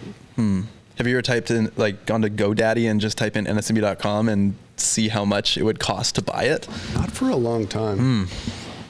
Does it show that? I don't know. If you list it. I think sometimes it might give you an estimated price, but maybe they hide it now and they mostly state we can offer you a broker, someone who will negotiate with the owner. Remember, there was a time when you could do the same, like you were talking about, but evaluate websites for how much they're worth. And I remember someone did it on the forums, and they said, "This piece of shit is worth 50 grand," whatever it was. and they were thinking it was only the forum as well. And I was like, "Yeah, wow, that's pretty cool." I can buy nsmb.ca for 1 cent. That's a buy. Could you please buy that? Because actually, there was a guy who he was holding it hostage from us, and .ca. Yeah. Oh yeah. Yeah, and he eventually sold it to other people because I didn't want to deal with the dude. Well, it didn't go great for him. 1 cent. It's a good deal. Yeah. There were some young kids who were holding @IFHT hostage from us on Instagram and Twitter and whatnot. We almost paid for it too. I FaceTime with these kids, and I was gonna send them like a few $100 or something, and I can't remember. It just didn't go through. We couldn't figure out how to ensure a trade-off. That's why. And then we just never called them again, but they still have it. Yeah, and then it made me think that there should be some sort of platform or business where you can purchase, a Twitter handle or Instagram handle and do a money exchange, and they can broker it, and because it's really hard. How do you? Yeah. You're just taking someone's word, right? Mm-hmm. Someone's got nsmb.com on Instagram and has just sat on it forever and never contacted us or anything. Got a couple of suspects that could be. What's the future of NSMB? You gonna pass it off at one point? Are you gonna sell it for $50,000? 1 cent. Is this a big question? It's keeps me up at night. No, I don't really have. I mean, I've got some ideas of what I would like to happen, but I don't have any roadmap about that. I mean, right now I'm enjoying doing it, so I don't really want anything to change. But one day I will want something to change. So, what's the hardest part of running it? Keeping up with content and trying to keep it fresh. And I'm not sure we've been actually doing a great job of that lately, but luckily we've got really good writers who come up with interesting ideas. So just the constant content cycle, even though we only post one original article a day, we sort of put a lot of effort into each one, and it's kind of like having homework every day. is the way it feels sometimes. But well, because not only do you have to write the content and come up with fresh ideas and things that are worthy of people's time, but then you have to input it, and then you have to choose a thumbnail, and you have to crop it, and then you have to get another one, and then you got to post it to social. There's a lot to it. Well, luckily, so Haley does our social. Oh, Haley, at least friend of the pod. Yeah, and usually the person who's writing the article formats it, depending on who it is. There's one exception, a good buddy of mine, Mike Wallace, who just sends me a Word file. and says Dennis has the photos, and I have to chase them for captions. But everyone else, they do the formatting themselves. Well, what are the best perks of having one of the biggest mountain bike websites on the internet? Is it the bikes? Is it the test bikes? Is it the traveling? Is it the people? Yes. Yes, it's all of those things. It's mainly the community of people we work with, both people who are riders, whether they're pro or Joe riders, or I guess Joe can be a female as well, so that's okay. And people in the industry are great, or friends. It's we're never working with people whose ideals we don't get along with. Or very, very rarely. It almost never happens, and lots of mountain biking in cool places. And yes, when something arrives at your door, that's pretty nice.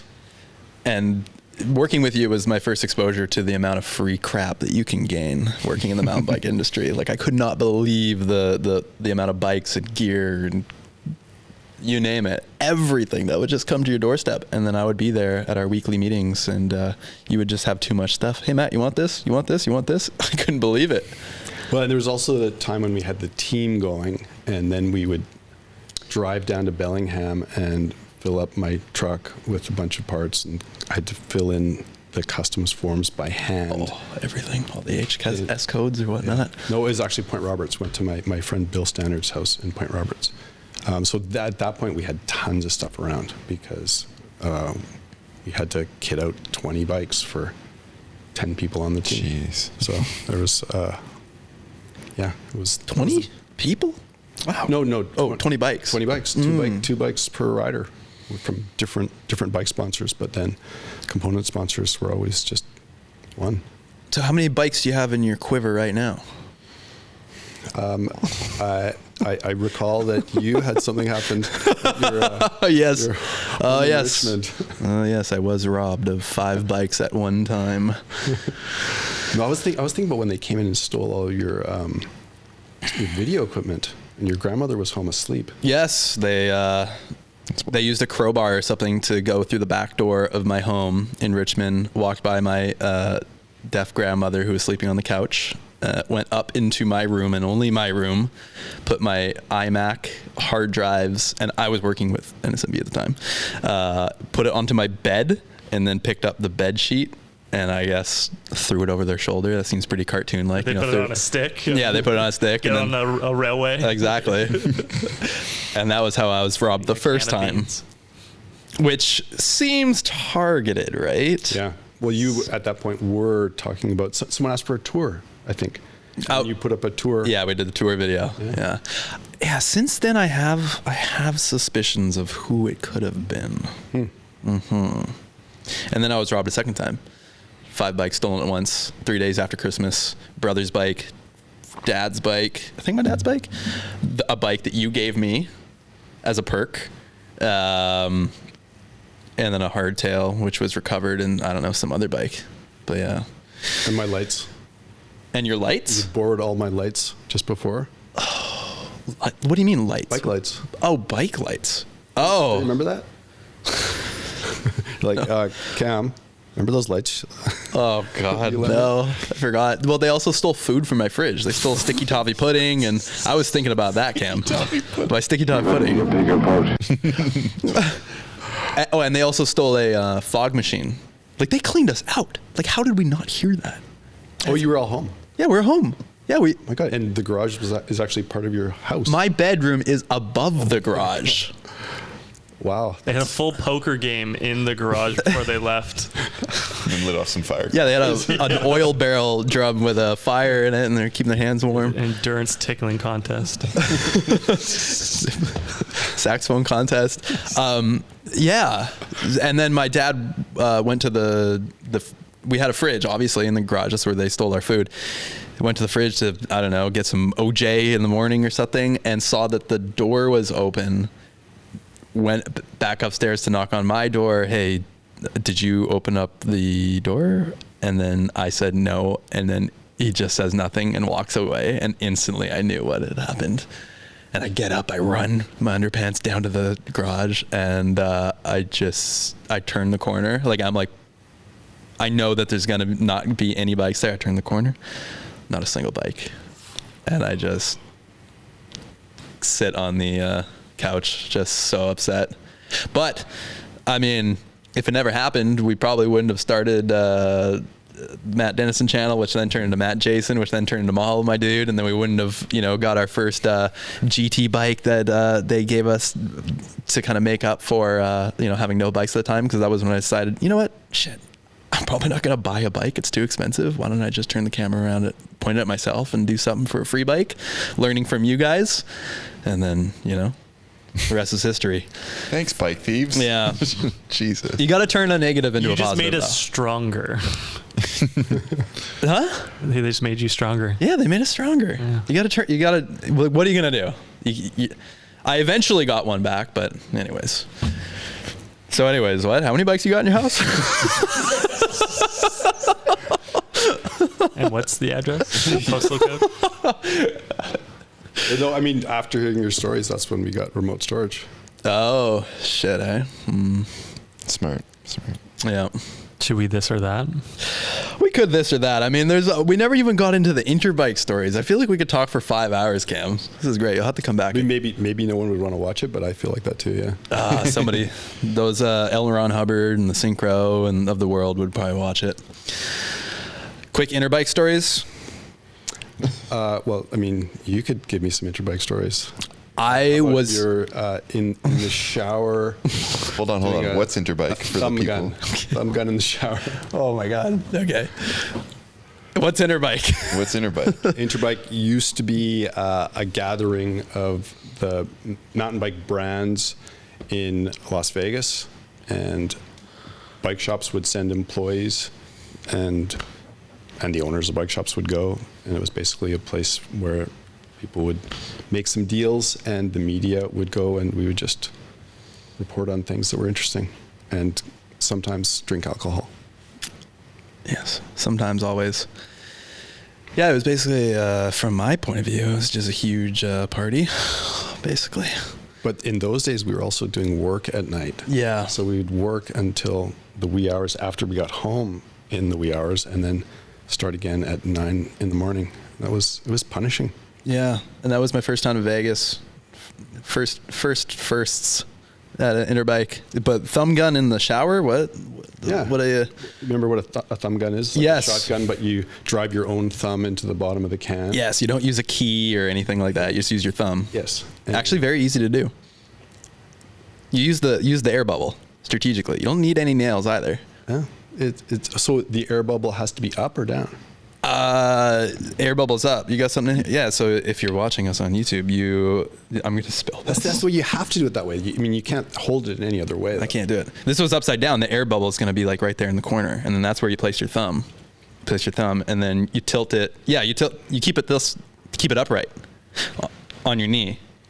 Air bubble's right there. It's a weak spot. Boom. Hit your thumb gun, baby. And pull it up and consume all of the beer.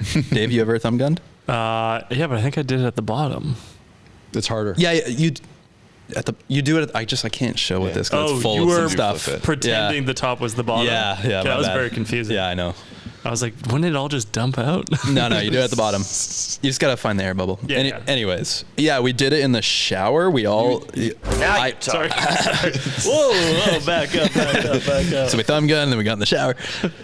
Yeah, I think we shot some video of you. Yeah, we should have pulled that up next time. I have no idea where that is, but so you guys were thumb gunning each other in the shower. What? It's on Facebook somewhere. Yeah, we all took our shirts off and we all thumb gunned in the shower in the Venetian Hotel because when you're in the shower and you thumb gun, the mess contains itself and you just turn on the shower and you wash it. But I remember. Do you remember bleeding profusely from thumb gunning? No, I don't actually. You don't remember that? No. You thumb gunned, you sliced your thumb, and then in the Venetian Hotel there was blood all over the bathroom, and you left puddles, and I can't remember if it was you or me, but with the blood we spelled NSMB.com on the counter. I'm on jacked up on that. It was in blood, NSMB.com, and we just left it there, and we left for the day. It's viral marketing right there. Wow. To the housekeeping staff at the Venetian Hotel. Sorry. Yeah. They're like, why would the new Super Mario Brothers do this to me? Those damn neo-Nazis. That was a good memory. And then another fond memory of I might have already spoken about this on a podcast, but there was I think I have. There was a stationary bike. You got on it to see how many joules you could generate. How much power? What? Joules. No, he put joules. Like a bunch of sand. It's not joules. He tried to. Am I wrong? No, you're right. With an O-U-L-E-S. Kilojoules. I thought I was smart for a second. You were. That's too smart. You're making jokes. Anyways, pedal your butt off. And I was filming. This was a day after, the morning after drinking, long night of drinking. And I was with Seb Kemp, colleague. And he did very well. And he I don't know.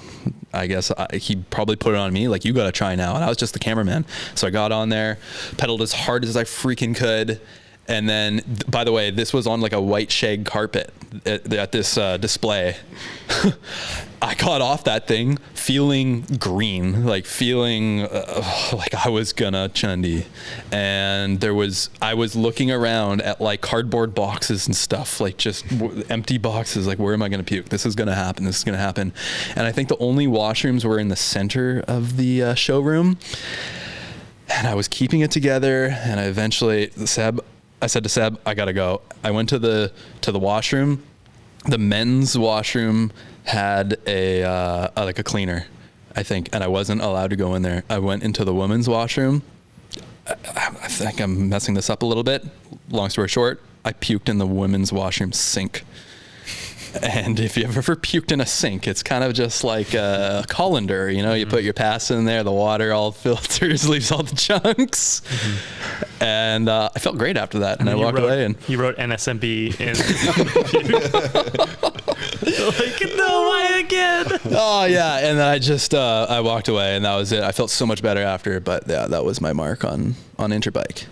But also we had some good times, with Seb and Chris Ferguson. Chris, yeah, Dave Ferguson. Dave. We did some challenges on the strip. Like, we would always walk the strip. Well, and we also we would give out cards for people who were late or something. Last person out of the room and stuff like that. Yes, and so legendary. Yeah, and there was also penalties. Yeah. Yeah, so penalties. This was like the most fun thing ever, by the way. So yeah, the last one out of the room would get a penalty, and it was kind of like Air Apprentice. The rules were very loose. It wasn't written out prehand. Decided by the majority. Yeah. But it was great because if you have trouble on work trips getting your crew out of the door, I definitely suggest you do the penalty, because this got everybody out the door. So everybody would just start to kind of slowly migrate towards the door, and next thing you look over, you're like, wait, why is everybody by the door? Oh no, the penalties! And then it begins a fight to who gets out last. Yeah, and the penalties were fun. Do you remember what we penalized people with? I can't remember. Was it you? It was two of you, Fergs, and Seb who had to walk through the Venetian casino with your shirts back like this, so they're only over your shoulders, and holding hands. That was Seb and Fergs. Seb and Fergs. Yeah, that was legendary. And they owned it. They, like, no hesitation, just walking through at a time when people were even worse about homosexuality than they are now. Yeah. And they did amazingly well. I think Seb also had to go into a jewelry store and ask very seriously for a cock ring. Like, I'm looking for a ring. He's like, I already generated a bunch of jewels, so. Oh my God. That was a pretty. I don't remember taking on any penalties myself, though. I think you probably did. I think everyone pretty much did. Yeah. What about the fashion blog? Oh yeah. Oh my God, we made weird videos. The biggest fashion blog in the North-South region. New Style Fashion. No. New Style Fashion blog. No. New Style Maven's blog. Oh, that's right. The Maven's blog. That's why it was NSMB. That makes sense. Yeah. I think that. New Style Fashion blog. Yeah, and we made a video that eventually went on the homepage of nsmb.com. That was us just going around the strip asking, what did we even ask? Ranking people. Just asking them about fashion and asking what they're wearing. Yeah. Who are you wearing? Yeah, what they thought of what we were wearing. It was Pete on the mic. Yeah. And it was him who came up with the biggest fashion blog in the North-South region. Right, yeah. And that was my job, to make those videos. We got weird. We got off the rails sometimes when we were on the road. That was a fun one. We also, I think we made a video in Vegas asking people about the airplane on the conveyor belt conundrum. Oh, yeah. If an airplane would take off on a treadmill, so if the treadmill was going backwards against the wheels of the airplane, would it take off or would it just remain in the same place? I think we asked that because it might have been one of the most popular blogs in the forum. It was, yeah. Like massive multi-page Like the threads. treadmill is going the same speed as the plane? The wheels. Of the Yes. And would it just then hover almost? Like a You're helicopter? asking us to answer it? It takes off, dude. I was just thinking a regular treadmill would do nothing against it, so it would have to be a superhuman one. Can you find Mythbusters? YouTube Mythbusters? Yeah, there was a Mythbusters Yeah, they did this, but it was very janky because they couldn't make a treadmill, No. so they pulled like a gigantic sheet at the same speed. Did you see this? No.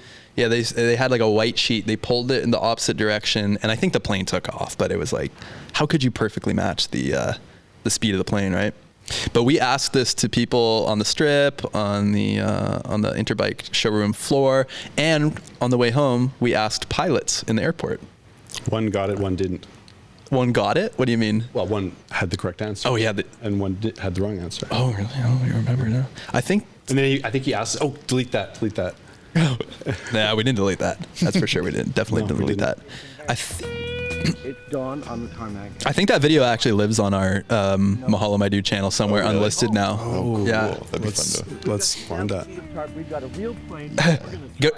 Get to the results here. Get to the part where they do the noodling, Alonzo. Keep going. Did we miss it? No. Oh, it's at the very end here. Okay. All right, we got the Mythbusters finding out once and for all. How did they get insurance for this? This is so dangerous. We got Jamie. What was his name? Jamie Oh, cut to Vernon? commercial. Good. Was that wrong? Jamie great. Vernon? Is that? Alonzo. What? Well, that was underwhelming. Literally, the video ends before you see the ending. What a stupid video. Oh man, we should have prepped our media for this. Oh God. You didn't want to see the conclusion of that, did you? Go to All right. the end. Second try here. How did they find a sheet that long? does his final checks. Light sport, you're... Mark and JV accelerate in opposite directions. And it's arguably the most incredible sight since the Wright brothers got airborne. Yeah, I don't know, man. What the? I don't think the that's sheet was doing nothing. I mean, it looks like it. You know what? Great entertainment, though. See this or that, there's not much time left. Okay. Okay. Well, I want to bring up one more thing. Do you remember when I cried at Interbike? We wrestled and I cried and I got really mad. I don't think we've talked about this since. I lost my temper because we were running down the hallway and you tripped me, and I had a huge fall, sprinting at full speed. God! And then I kind of got mad at you, and then I might have made you cry. I think what I remember was something with a wallet, or like we were very hammered at this point. Yeah. And we were at the Aria Hotel or something like that. I thought there was a wallet, and you were playing keep away with my wallet. Maybe that's how it started. And then I was racing away with the wallet, maybe. Yeah, and maybe. you kicked my feet together. Oh, maybe. Oh man, and then you ate shit. Oh God. And then we fully wrestled on the ground, and I remember I think I was like tapping out, and you wouldn't let go, and then I started to freak out, and then I got really mad, and I remember going into the I think I mean, it's obviously well deserved if I tripped you, but I think you were still tormenting me when we went into the hotel, and I just remember my only real memory, two memories, is rolling around wrestling on the hallway floor, and then the second memory is being inside the hotel and slamming my fist down on the glass table in the living room saying, "Stop it!" And then things got real awkward the next morning. And then the next morning was when Morgan Taylor made guacamole with his bare hands. And he was like, "What's wrong with that?" And I was like, "Use a fork." And he was like, "No, it's more authentic this way." Oh, fire, bro. And we still talk about that. Brooke and I still talk about that. Like every time we're making guacamole, we're like, should we use our hands? Yeah, do it authentically. We got Morgan Taylor on the podcast talking about this. Anyways, I'm sorry if I tripped you. Oh, I'm sorry I didn't stop wrestling. I maybe should have been more mature. You were 18. I was not. But we had a great father-son relationship at the time, you know. So we never even got into that. Why? Like you being my father, basically we would travel around and, up to our regular antics, and people would often mistaken me as your son, because why else would it be hanging around 18-year-old and 40-year-old man? Yes, Daddy. It might be because we both have perfect noses. Oh, yes. As I turned to look straight at the camera. Oh, yeah. This is fine. All right, Don't worry about it at all. I will try to. I'm glad we could clear the air. That's very therapeutic. I also didn't know that I tripped you. I can't remember that part. I'm sorry. I'm very embarrassed now. Maybe I did remember that. All right, I have nothing else to say. There was a dad reference in that, because I remember saying, like, because your dad's a little bit older than me, but not very much. I remember saying, "Would you do that to your dad?" And you're like, "That's totally different." Like, I'm old like your dad. Oh man, but the thing is, I probably wouldn't be roaming Interbike in Vegas drunk as hell with my dad. So that's where probably accurate. Yeah, having a great time. Like we're both 19 years old. You were with my kid's dad. Anyways, priceless memories. Fantastic. All right, I have nothing more to say. I promise. All right. Wait. It's that time again, folks. Time to play This or that. Sorry, I forgot to say it. The game where you choose between two radically different options, either this or that. Cam, do you understand the rules? Could you go over it one more time? No, we don't have memory. Sound man, play that music. Turn down a bit. It's way too loud. Yeah, there you go. Oh, yeah. All right, question one. Wet trails or dry trails? Dry trails. From or Seymour? Seymour. Seymour or Cypress? Seymour. Coffee or beer? I don't drink coffee. Tea or beer? Beer. Shuttling or pedaling? Both. Mostly shuttling. Do you want us to read the rules one more time? Sorry, I'm shuttling. North Shore Extreme or Cranked? I take the fifth. It's not called Take the Fifth. It's called this or that, Cam. Yeah, I needed the rules one more time. I told you. All right. Sea Otter or Interbike? Sea Otter. Full 29-inch or mullet? 29. Loam or Pow? Loam. Bean Around the World or JJ Bean? Bean Around the World. 5-hour ride in Roach leg pads or 5-hour ride with your dropper stuck up? Roach leg pads. Dirt in the eye or rock in the shoe? Rock in the shoe. Change 100 flat tires or bleed 100 brakes? Oh, flat tires. Jumps or steeps? Definitely steeps. Skinnies or teeter-totters? Skinnies? Brutus or the Toonie drop? Brutus. Be able to fly, but only as fast as a snail, or be able to turn invisible, but only when no one is looking? I'll take the snail. Would you rather be 3 feet tall or 8 feet tall? Oh, that's more difficult than you'd imagine. I guess 8. Would you top heavy? Would you rather be able to travel everywhere for free or eat everywhere for free? Travel. Travel back in time or into the future? Back. Early mornings or late nights? I usually do both. Late nights. Bad brakes or bad suspension? Bad suspension. Underbiked or overbiked? Underbiked. Chamois or no chamois? No sham. 100 laps of ladies or 100 laps of boogeyman? Ladies. And that's that. Good job. I think we're the first person to successfully plead the fifth. Mm-hmm. You just let that slide? I mean, there are things I like about both of them, but I know also both the filmmakers. I was going to say, you probably know some people. Yeah, you're going to piss someone off. I feel like, are we going to piss a few people off in this podcast? God, I hope so. Oh, man. That's how you get those clicks. Sorry, people. Well, I'll probably get the blame, though. I'm your dad, after all. Hopefully. All right, well, that's been another episode of Feeding Off Each Other. Thank you, Chuthers, for listening if you've made it this far. And please leave us a speak pipe, otherwise known as a voicemail. Speakpipe.com/feedingoffeachother. Cam, leave us a voicemail. Okay. Please. That'd be fantastic. We'd love to hear from you. A speak pipe. Super easy. You don't have to sign up. You don't have to do anything. Just hit the button and talk.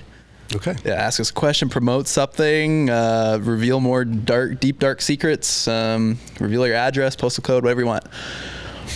Maybe use an AI voice. Yeah. You can do that too. Yes. This is Feeding Off Each Other. Do you feel metaphorically full? I feel fed off. Yeah. Yeah. That's good. Fed up or off? Thanks for listening. Please remember to subscribe and rate us if you feel like rating us. We appreciate it. Appreciate it? What did I say? Dave, are you okay?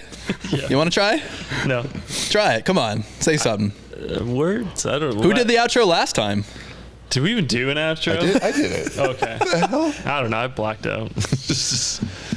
And as always, Thank you, Cam. Thank you so much. Thank you for everything you've done for us. We are better people because of it. Thank you. Oh, thank you.